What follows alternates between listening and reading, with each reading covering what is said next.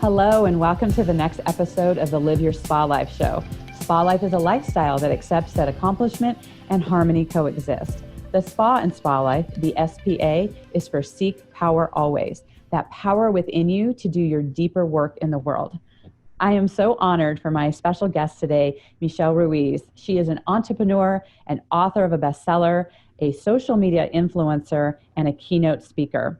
She is the CEO of several companies, BiasSync and Ruiz Strategies. She is an advisor to senior executives at Fortune 20 multinational corporations, as well as some of the highest profile thought leaders and elected officials. She is a subject matter expert and a sought-after professional speaker. Michele, welcome to the show.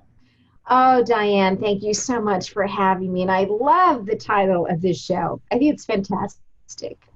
Oh, thank you so much. I am so thrilled to have you here, and just your wisdom and your experience are going to be so wonderful for our listeners. And, before becoming an entrepreneur, many people may not know, or they may look at your face and go, I know that woman from somewhere, because you enjoyed a long award-winning broadcasting journalism career where you received 16 Emmy nominations. Let's say that again, 16, where during your broadcasting career, where you had 5 Emmys, 4 Golden Mics, as well as the LA Press Club Awards.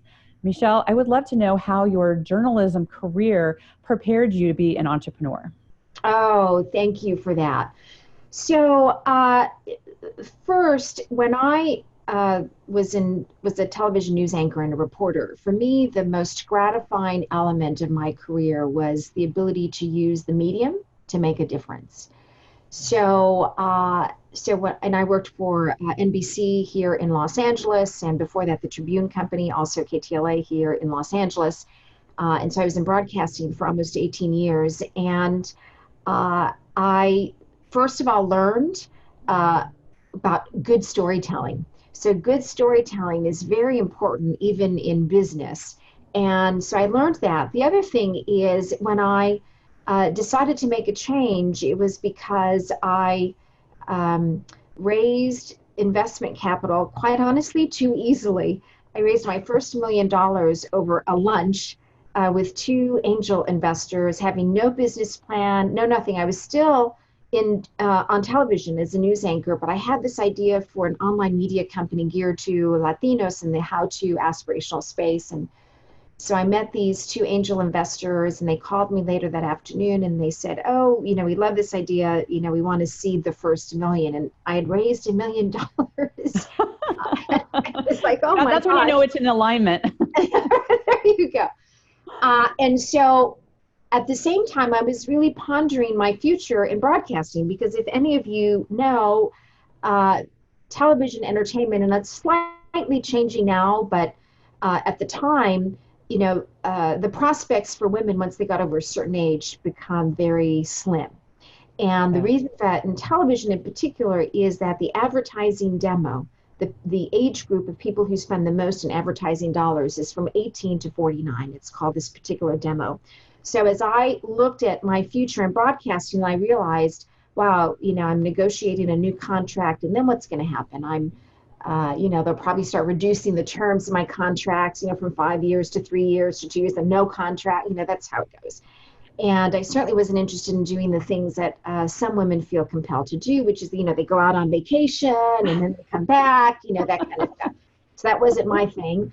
And here I had this idea, and I had this opportunity to start a company, having raised my first $1 million. I said, you know what? I need to take this opportunity and go. And so, and for me, back to my original comment, it was about the ability to make an impact on a greater scale. And I felt that now as an entrepreneur, I could do that. So I would say the key things that I learned were, 1, I just go for stuff, because when you're a scrappy reporter, when I first started and you're trying to get stories and stuff like that, you just go for it. You go until you're told no. You don't wait for someone to say yes. You just go.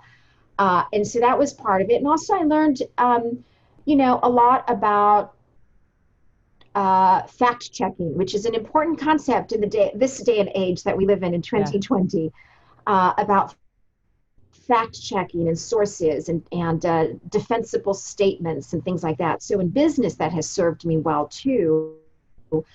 in that I think part of my ability to sell is the fact that people can trust me because everything I say is defensible. And so I would say some of those are the key skills that I learned that have served me well in broadcasting. But in particular, it's good storytelling. Yes. Well, it's interesting because when I was on the police department, I would be in front of the news, right? I would know just like having the pulse of what was happening because you're in the know, because you're in it. And I'd imagine it would be very similar in the news where literally you would hear things before other people were, getting that. How has that shifted for you? Do you feel like you miss a little bit of the inside scoop, or do you feel like you still have a pulse on what's happening? Well, that's a very good question again in this year of 2020.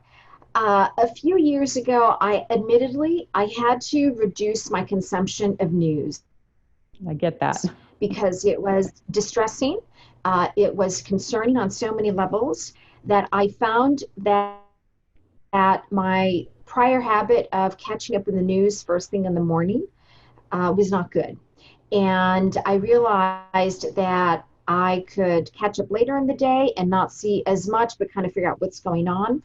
So having said that, I still pay attention to what's happening.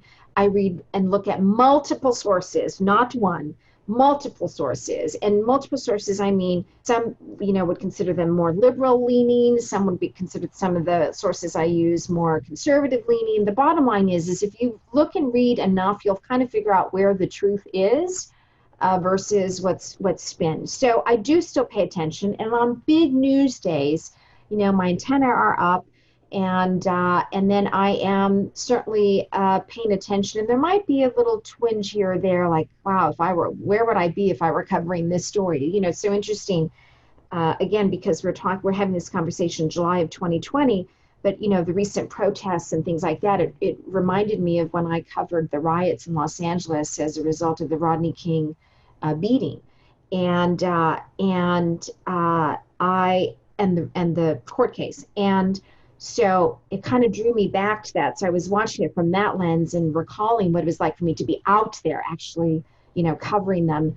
And so there are a few days, like on one hand, maybe per year that I think like, oh, I would, if I were still a journalist, what would I be doing? But outside of that, I do pay attention, but I don't consume it as much as I used to. It's frankly better for my mental health, and it allows me to stay focused on things that are really important. Right. Absolutely. Well, there's a couple things here. One, we look at, how is it that we consciously create our day and how we design it versus living by default. And, what you had mentioned here, I think is so important for our listeners is the fact that you are safeguarding that first, 1 to 2 hours of the morning. And I think that everyone can kind of learn from this, success habits, a lot of people talk about in terms of like, the sacred hour, how you spend that first time. And I think it is so a wise move to do more self-care, more reflection, more things for yourself than to jump into the fray of what's happening outside of ourselves. So I think that is such a great habit to have and a tool and a reminder for our listeners to be able to have that. And that being said, as we are looking at, there's so many headlines that are happening, anywhere from COVID to celebrities to George Floyd to, just the media in general. There's so much out there. How would you speak to our listeners in terms of times of uncertainty like now? How do you personally deal with all of it? And what do you recommend for our audience as well when there is so much coming at us? Yes, such an important question. So the first thing is you mentioned the sacred hour. I've referred to it as the holy hour, my holy hour. And so the first thing is part of that self-care is very directly tied to my holy hour. And so I do shortly after I wake up, and I wake up pretty early, I do spend about an hour, it's actually now more about an hour 15, where I do a combination of things. I meditate and I use guided meditation. So I have several apps and different things that and particular people that I follow with respect to meditation. I also go through a gratefulness list. My gratefulness list is so long. fantastic. But that takes me a few minutes. And then I also actually go through an affirmations and a visualization process. So I also have a list of affirmations and visualizations that I focus on, and they have to do with impact, they have to do with purpose, they have to do with intention, they have to do with what I want to create for myself in my life. And that includes obviously my businesses, because my businesses are designed to support the life that I want, and we can talk about that in just a moment. And then I read something that is good for the soul, or good for my mind, or good for my brain. Sometimes, by the way, that may include some fiction, because we don't realize, especially those of us who are very business oriented, that there's creativity in fiction. So even though I gravitate towards nonfiction, I will intersperse every fourth or fifth book a book of fiction, a good read, and that helps me just to stimulate my creativity. So that's the first thing I do, and it's most important. And I find that when I miss it, meaning a day comes up where I don't have a chance to do it, I might have too early of a call or something like that, or I need a little bit more sleep and I didn't wake up early enough, I'm in a state of disequilibrium, especially if I miss it more than one day in a row. So with having said that, by living intentionally, which is kind of how you set up this question, then as part of that process, in particular the affirmations and the visualization, it allows me to stay focused on what's really important. So now part of that has to do with times of uncertainty. So what I find, and this is not just in this time period that we're in, which a lot of business owners are facing uncertainty, disequilibrium, stress, fear, anxiety. Even when you're working through a challenge or problem, I find that when I go to sleep, if I just say to myself that I'm going to wake up having better clarity, and then in the morning, as part of my holy hour, I have an affirmation, which is, I will know what I need to know today, I will see what I need to see, and I will hear what I need to hear. And that kind of just opens up the space for me to be more alert. And more often than not, I find that I have a clear path to either what I need to do or what I need to know to make a decision. And I often wake up, literally, like I wake up, my eyes pop open and I have an epiphany or an idea or something else. There's a lot going on in my mind when I'm asleep. I love that intentionality. I mean, it's very specific for that clarity. I mean, you're setting up your subconscious to work for you while you're sleeping. Exactly. That's exactly right. And so that's, from a high level, that's what I do. And that's how I manage times of uncertainty or challenging times. And we all have them in business. As if you've been in business long enough, you will have them. Right. Whether it's economic related, either the economy, goes south, as we've experienced some uncertainty there, especially for businesses, or other issues that come up in business. So that's probably the key way that I manage through everything. And then the other thing I would say, Diane, is I've come to realize over now having my third business that it's not important for me to know how to do everything. It's just important for me to line up the right people around me and in my companies. And so when I do that, then I give people the room to kind of do what they know how to do, as long as I'm informed of what's happening. And then I find that that also helps in terms of managing times of uncertainty. And I don't know if you've experienced this, but women CEOs in particular, women business owners, often have a tough time having a circle that they can confide in, because they're managing their personal lives, and personal lives include clearly, obviously, family members, loved ones, whether it's children, obviously spouses or partners or parents and extended family. And then you have the challenges of running a business, and that when you're a founder or CEO, you often don't have a circle that you can share things with, right? Because I don't know about you, but in my case, while I have friends who are are CEOs, a lot of my closest friends are not. So I can't just sit there and share my business challenges because they won't be able to know how to help guide me or provide advice, other than, of course, being supportive, which is helpful. Right.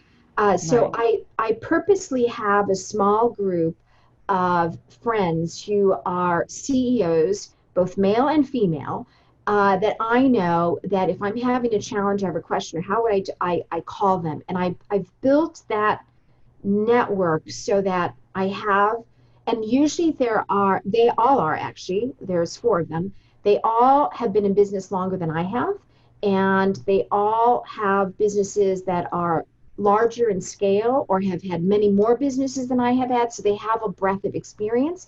So I can call them and ask, like, I'm having this challenge. What would you do? What would you say? And those kinds of things. So that's the other thing.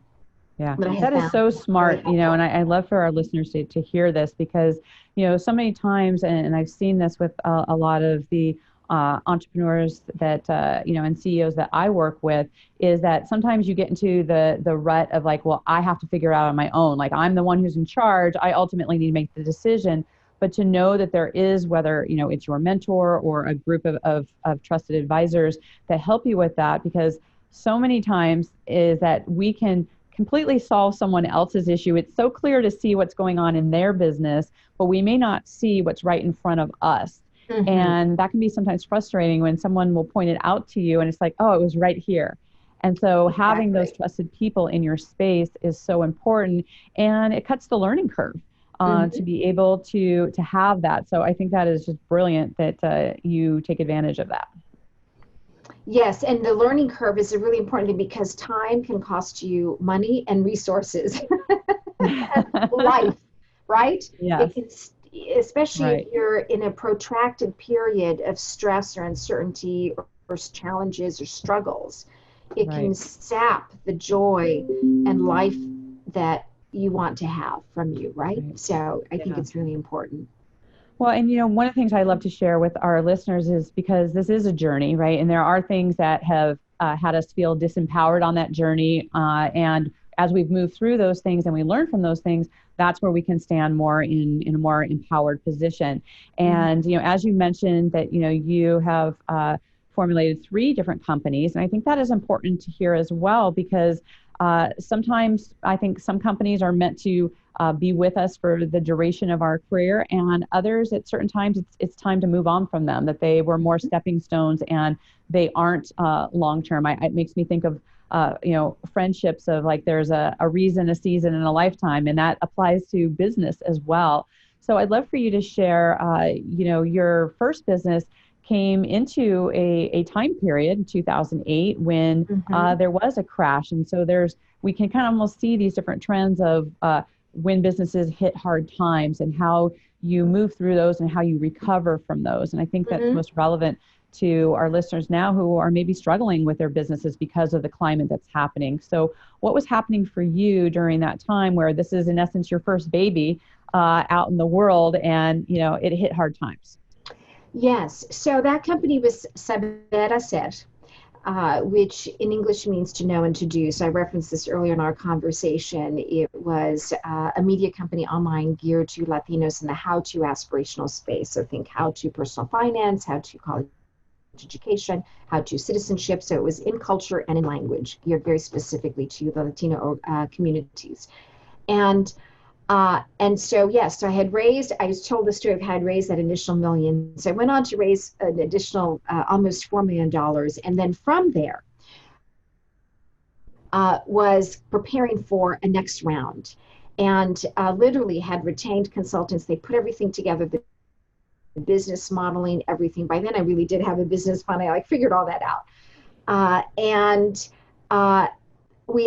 I literally had the documents and everything ready to go just a week before the economic crash of 2008. And for those who lived through it, we all remember, like, really, God? how horrendous, right? How horrendous that was. And so in my particular instance, while there was still interest in both Hispanic-owned and Hispanic-focused businesses, money was frozen. And we were raising capital from venture capital. And at that time, a lot of venture capital funds were obviously holding on. Some of their portfolio companies were collapsing. And the monies that they did have, they were reserving to shore up those companies that looked like they were going to pull out of it. So long story short, I held on as long as I could, and coincidentally at the same time, which taught me a valuable lesson, I had a business partner that I brought in, and in about a year or so prior to this happening, who proved to be actually it was not a good business relationship, and it created an enormous amount of stress for me. So I had this going on at the same time trying to raise capital, and we held on as long as we could, and then my lawyers advised me that I should stop taking on debt, and if I didn't feel like I was going to be able to close on this next round, because the debt to equity ratio was not going to be attractive to investors. So at that point, I shut the company down. And it was a very, very difficult decision. But I learned a lot, and it took me actually about a year for me to work through that. And when I say it took me about a year, meaning for the first time in my adult life, I wasn't working. I had 2 children, but I wasn't working. I was a stay-at-home mom for that 1 year while I kind of worked through what I had just been through, and then started to create and come up with the idea for my next company. So it took me about a year to do that. But I learned a lot of business lessons in that process. And a friend of mine, Nellie Galan, talks about this. I didn't coin this term, but she says it. You see people who are successful and they're lauded and they're reported on, and you see them in the media and articles and things like that. And you see the resume of all their successes, but what you don't see is the long resume of their failures and challenges and what allowed them to get to that point. And Right. so a couple of things I learned is, first of all, is I got much more sophisticated about just business in general. But the other thing is I learned the importance of learning about your business part before you bring in a business partner, because a bad business relationship, and I'm not saying that he was a bad person, but a bad business relationship can actually destroy a business. And you even hear that in venture capital. If you have the wrong venture capital investor, if you raise funds, and so my current company, which is a science-based technology company, we're raising capital, and we're obviously raising from venture capital. And one of the things I pay very close attention to is will these individuals be good partners? Will we have a good partnership? Because a bad partnership can destroy a business. So I became very savvy about that. And the other thing I came out of that experience was better self-care, because it was such a stressful experience for me that I learned a lot about the fact that if I don't take care of myself, I can't take care of my family members, I can't take care of my loved ones, and I certainly can't take care of the business. So I have to put a pause and make sure I'm taking care of myself so that I can then take care of everything else. So that was a learning experience of that experience. And it's made me a better leader and a better entrepreneur. I'm absolutely certain of it.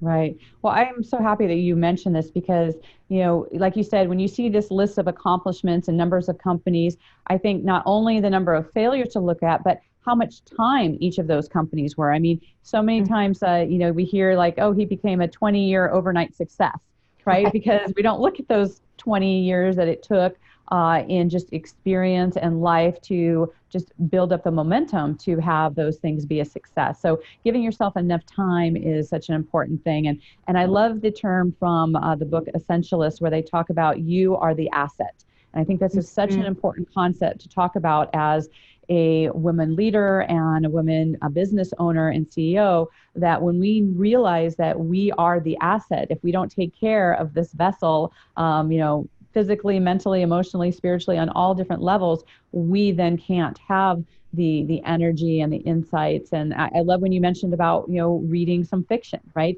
It has us look at things from a different perspective. And when we address all those different aspects of ourselves, we really show up as the most powerful version of ourselves. And I think this is such important lessons for our listeners to hear about, which reminds me, because environments are everything and they affect us in so many ways, that one of the questions I love asking my guests is that we have different experiences in our bedroom versus our office and our kitchen. What is your favorite room in your home and why? Oh, so actually, I have done a lot of work to make sure that my bedroom is a sanctuary. Mm.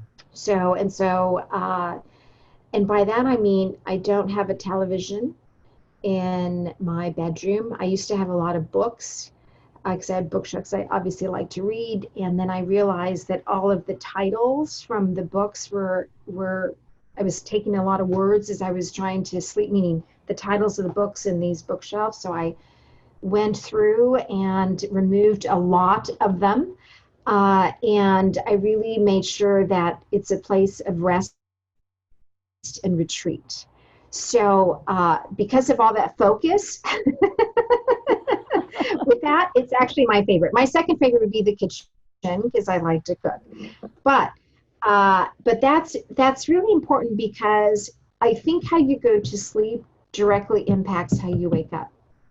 And Yes. so creating a space that's serene, that allows you to rest, allows you to focus on what's really important is extremely important related to that. Yeah, I So love that. I mean, Carrie and I are traveling right now, and I even do that in the bedrooms of hotel rooms I'm in, where I bring in extra pashmina and put it over the television that they almost always have in a bedroom, so I can cover that and have some aromatherapy and some candles, and just really be intentional about the space that I'm in. I really believe it makes a big difference, and especially mhm, when you're setting those big subliminal messages to our right. mind when we go to bed.